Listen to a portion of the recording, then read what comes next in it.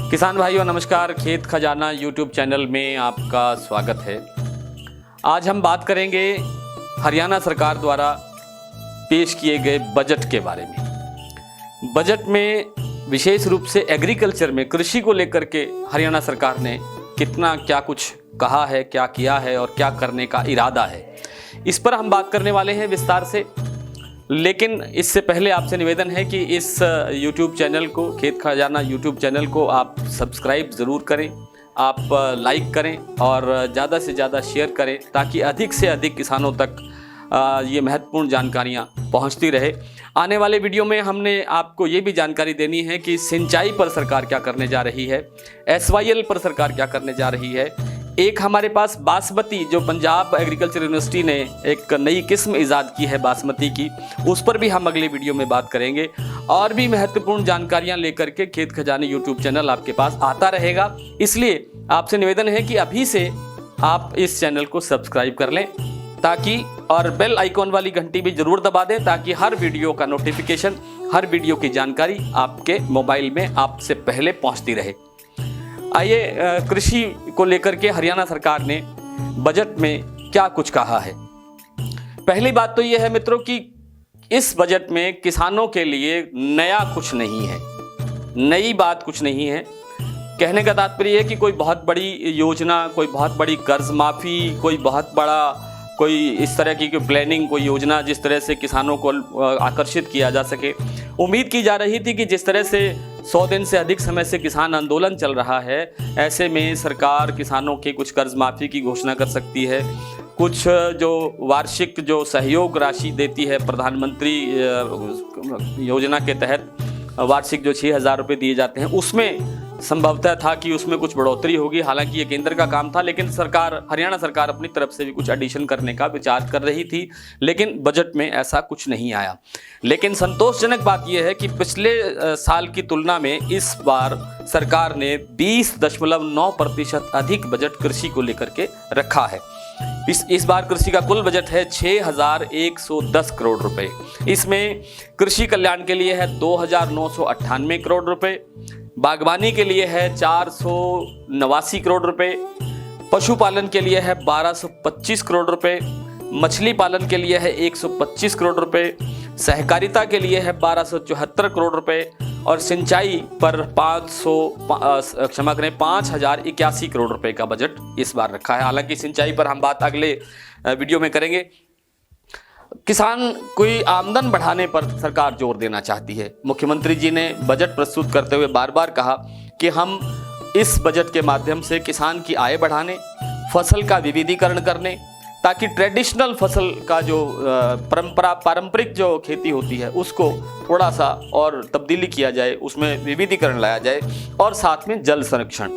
इन 3 मुद्दों पर सरकार का ध्यान ज़्यादा है। अब आइए देखते हैं कि सरकार क्या करना चाहती है।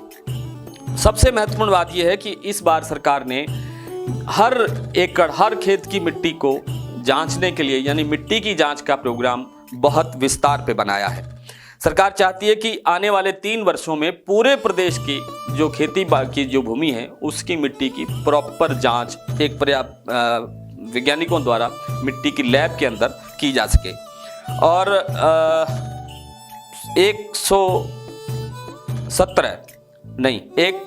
केवल 17 प्रयोगशालाएं इस साल बनाने का प्रोग्राम है। 59 मिनी प्रयोगशालाएं, 59 मिनी प्रयोगशालाएं बनाने का प्रावधान है। इनके लिए 14 जो प्रयोगशालाएं बननी है, 17 जो प्रयोगशालाएं बननी है, उनमें से 14 का भवन निर्माण का काम पूरा हो चुका है।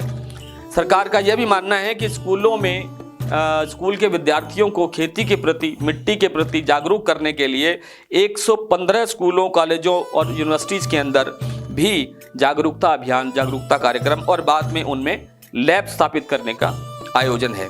125 स्कूलों में इस तरह की लैब बनाए जाने का प्रावधान है।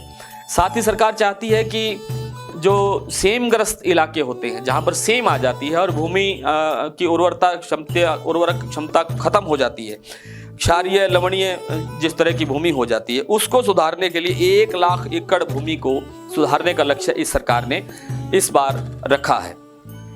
सरकार कहती है कि FPO जो कृषि किसान उत्पादक संगठन है, FPO जिसे कहते हैं, फार्मर्स प्रोडक्शन ऑर्गेनाइजेशन, इसका 1000 ऐसे संगठन बनाने का लक्ष्य रखा है इस बार सरकार ने, और जिसमें से अब तक 486 बनाए जा चुके हैं।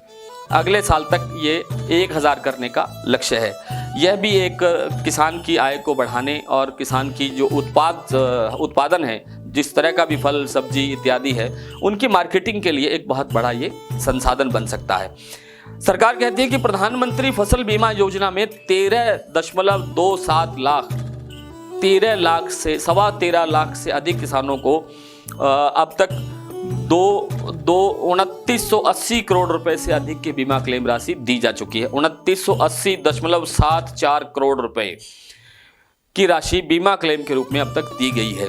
पिछले साल जो खरीफ की जो फसल गई है उसमें 9.14 लाख किसानों को कवर किया गया है। सरकार की मंशा ये भी है कि जो धान के समय जो पराली को जलाने का जो एक प्रचलन चलता है, उसको रोकने के लिए सरकार काफ़ी गंभीर है। फसल अवशेष प्रबंधन के लिए सरकार 10,042 मशीनें उपलब्ध करवा रही हैं, पिछले साल उपलब्ध करवाई गई हैं। इनमें 1345 कस्टम हायर सेंटर बनाए गए हैं, जहां से जो किसान भाई है वो अपनी इच्छा के अनुसार, अपनी आवश्यकता के अनुसार अपने जो कृषि उपकरण है वो ले सकते हैं। पिछले साल की तुलना में पिछले साल 6,364 घटनाएं हुई थी आग लगने की पूरे प्रदेश में। आग लगने का मतलब जो धान की पराली जलाने की आग का मामला है उसकी बात हो रही है, और इस बार ये 5,678 रह गई, यानी काफ़ी कमी आ रही है। इसके लिए सरकार 100 कंप्रेस्ड गैस और बायोगैस के सिस्टम लगाने का भी इरादा रखती है। तीसरी बात यह है कि धान की फसल को कम करने, यानी उसमें पानी की लागत अधिक होती है, तो पानी की लागत कम करने जल संरक्षण के तहत जो एक योजना चलाई थी, मेरा पानी मेरी विरासत, उसमें 7,000 रुपये प्रति एकड़ सरकार ने उन किसानों को दिया जिन्होंने धान की फसल को छोड़ करके दूसरी फसलें जैसे मक्का है, बाजरा है, कपास है या और दो दूसरी क्षेत्रीय फसलें हैं, उनकी तरफ जो किसान डाइवर्ट हुए। 97,000 एकड़ जो धान 97,000 एकड़ में पिछले साल जो है धान की फसल को डाइवर्ट किया गया, यानी धान की फसल की जगह दूसरी फसलें किसानों ने लगाई है। और इस साल का जो लक्ष्य है वो 2 लाख एकड़ रखा गया, यानी 2 लाख एकड़ के धान के क्षेत्र को दूसरी फसलों की तरफ डाइवर्ट करना है। तीसरी जो सबसे बड़ी महत्वपूर्ण बात है, किसानों के लिए सरकार किसान मित्र बनाना चाहती है। किसान मित्र का क्या अर्थ है? किसान मित्र का अर्थ ये है कि जिन किसानों को मोबाइल से और जो दूसरे संसाधन ई जो प्रणाली है पेमेंट्स करने का, भुगतान करने का या रजिस्ट्रेशन कराने का, किसी तरह का आवेदन करने का, कंप्यूटर से मोबाइल से जो आवेदन होते हैं, उनके लिए सरकार किसान मित्र बनाना चाहती है। 1000 किसान मित्र बनाने का इरादा है, जो किसानों को इस तरह के ई प्रणाली के जो सिस्टम हैं उनके अंदर किसानों का सहयोग और मार्गदर्शन करेंगे। अब आती है कृषि विपणन की। कृषि विपणन का मतलब है कृषि मार्केटिंग की। उत्पादन का जो बाजारीकरण है, बाजार में उसको कैसे उसको बेचा जाए, कैसे उसका मूल्य बढ़ाया जाए, उसकी कीमत कैसे ज़्यादा से ज़्यादा किसान को मिले, इसके लिए गन्नौर में 545 एकड़ के अंदर एक अंतर्राष्ट्रीय बागबानी मंडी बन रही है। ये 1600 करोड़ रुपए 2400 करोड़ रुपए की लागत से बनने वाली है, जिसमें से 1600 करोड़ रुपए नाबार्ड के द्वारा इसमें सहयोग किया जा रहा है और हरियाणा सरकार इसमें 800 करोड़ का योगदान दे रही है। इसी तरह से पिंजौर का इलाका आप जानते हैं सेब के लिए मशहूर है। पिंजौर में सेब मंडी बनाई जा रही है और गुरुग्राम के अंदर एक पुष्प मंडी, फूल मंडी विकसित की जा रही है। इसी तरह से सोनीपत के सेरसा में एक मसाला मंडी बनाई जा रही है। सरकार कहती है कि अब तक 81 मंडियों को ई नाम से जोड़ा गया, ई प्रणाली से जोड़ा गया है, उन्हें इलेक्ट्रॉनिक प्रणाली के साथ जोड़ दिया गया है। इसी तरह से कंप्यूटराइज्ड कर दिया गया, आप सिंपल भाषा में कह सकते हैं कंप्यूटराइज्ड कर दिया गया है, और 32 मंडियों को आगे इस साल जोड़ने का लक्ष्य रखा है। बागबानी का क्षेत्र हमारे निरंतर बढ़ता जा रहा है। इस बार 4.78 लाख हेक्टेयर के अंदर हमारे यहाँ बागबानी हरियाणा प्रदेश में हो रही है। इसलिए इसको बढ़ावा देने के लिए सरकार ने आम, अमरूद और सिट्रस जैसे किन्नू इत्यादि, नींबू इत्यादि के जो बागबानी होती है उनके लिए जो सब्सिडी है वो 16,000 रुपये प्रति एकड़ से बढ़ा करके 2,000 रुपये प्रति एकड़ करने का लक्ष्य रखा है। और इसके लिए अमरूद का एक उत्कृष्ट केंद्र संभवतः भिवानी जिले में बनाया जा रहा है। तो साथियों, एक अंतिम विषय इसमें रह गया है, वो है पशुपालन और मछली पालन। पशुपालन के लिए सरकार ने बताया है कि 8 लाख पशुपालकों को पशुधन क्रेडिट कार्ड दिए जा रहे हैं और 142 मोबाइल पशु चिकित्सा वैन, यानी अब तक प्रदेश में मोबाइल चिकित्सा वैन पशुओं के लिए नहीं थी, जो गांव जा करके पशुओं की सेहत की जांच करेगी, उन्हें जिस किसी तरह की दवाई की मेडिकल की ज़रूरत है वो सुविधा उपलब्ध करवाएगी। और भिवानी के लोहारू जिले में एक बकरी प्रजनन केंद्र जो बनाए जाने का प्रस्ताव है, जो इसी साल बनना शुरू हो जाएगा, ऐसी संभावना है। साथ ही सरकार ने गौ संवर्धन के लिए, गाय के लिए बहुत चिंतित है सरकार, गाय संवर्धन के लिए, गौ के विकास के लिए, गौ संरक्षण के लिए 50 करोड़ रुपए का बजट रखने का प्रस्ताव है। मछली पालन भी हमारे प्रदेश में बहुत होता है और मछली पालन के विशेष रूप से हमारी जो मछली है झींगा, जो किस्म है मछली की, उसका हमारे जो दूसरे राज्य हैं या दूसरे जो विदेश हैं उनमें उसका निर्यात होता है। तो झींगा मछली पालने के लिए भिवानी के गरवा गांव के अंदर एक उत्कृष्टता केंद्र स्थापित किया जाएगा। तो ये था बजट संक्षेप में। ये बजट की जानकारी आपको कैसी लगी आप हमें अपने हमारे कमेंट्स करके, हमारे टिप्पणी करके आप हमें बता सकते हैं। अगला वीडियो जल्द ही आपको उपलब्ध होगा, तब तक के लिए नमस्कार।